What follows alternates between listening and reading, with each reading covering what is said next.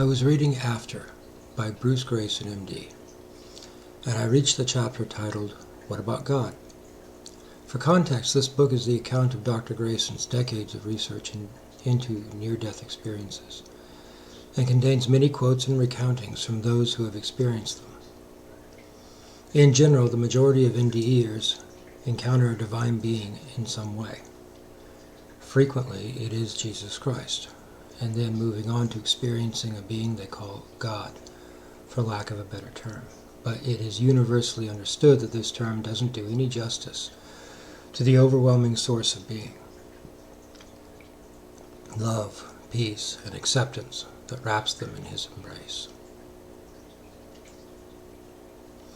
In many cases, the person experiencing the NDE also comes to the understanding that they, their soul or mind, is somehow the same as this source, but not. They are a part of this source, though distinct from it. I cannot help but be reminded of how Paul describes the body of Christ in his letters, and how it is made up of many members, or literally body parts. The Greek word is meli. In Stoic philosophy, from where the concept of logos comes, this is the same understanding of all human beings, holding a share, piece, or literally shred of the divine logos. And all human beings, for this reason, being children of the God. One logos, one head, but also many logoi, which are part of the logos and are sourced from the God, and are parts or members of that one logos. The body of Christ is made of its members with Christ as the head. From my reading, this is the same as the logos in Stoic philosophy, of which all human beings possess a piece, shred, or part of logos, with the logos as their head. My thought is that while all human beings possess this logos, not all are in obedience to or under the control of the logos. That is, not all remain in communication with the head like a member of the body does with the brain through the nervous system. It is when a part of the body is in full communication with the head that it is able to function properly and normally. All are members of the body, but not all are in communication with the head. It is those who are properly in communication with the head that are his disciples, and can be considered to be properly functioning members of the body of Christ. When these members are properly communicated and following the instructions of the head, then it can be said that the head is acting and speaking through them. There are too many who call themselves Christians from any denomination, who don't even know where to begin in proper communication with their head. They aren't taught. They're taught doctrines, dogmas, and theologies, but they're not taught how to disengage from their own malfunctioning flesh and surrender to the Spirit of Christ, the Logos. This is equally true and most dangerously true of much of the visible church's leadership. As Jesus said, frequently they do not enter the kingdom themselves, and they prevent others from entering as well. A friend of mine posted a video from YouTube which took issue with the Pope's declaration that we are all children of God, regardless of religion. In this video, he read from the King James Version of John 8:39-45, where Jesus tells the Judeans who declared that Abraham was their father, and then that God was their father, that their father was actually the devil, because they sought to murder him, and the devil was a murderer from the beginning. I didn't really get much farther into the video because this person seemed to have an anti-Semitic bent, as he made it clear that Jesus was talking to the Jews specifically, and made it sound like all Jews are the children of the devil, which is in fact a theological point of certain extreme Christian sects. In John's first letter, the apostle indirectly touches on what Jesus was saying in the 3rd chapter, where he says, "Every person making their home in him does not err. Every person who errs hasn't seen him, neither known him.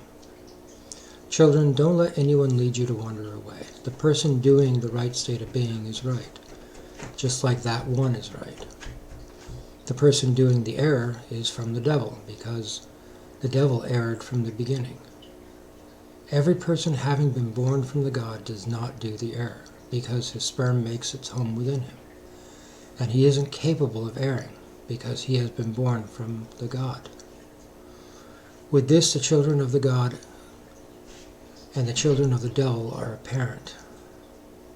Every person not doing the right state of being is not from the God. Also the person not loving his brother. So what are Jesus and John talking about here?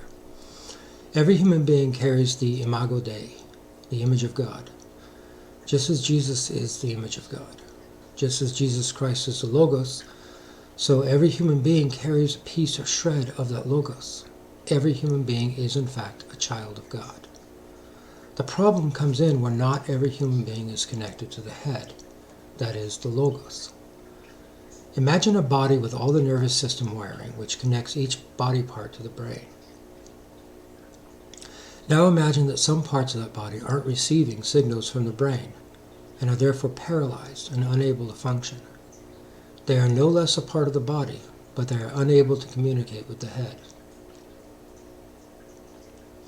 Those who operate from their malfunctioning flesh, who are governed by their fear, aggression, and bodily cravings, are in fact paralyzed where the head is concerned.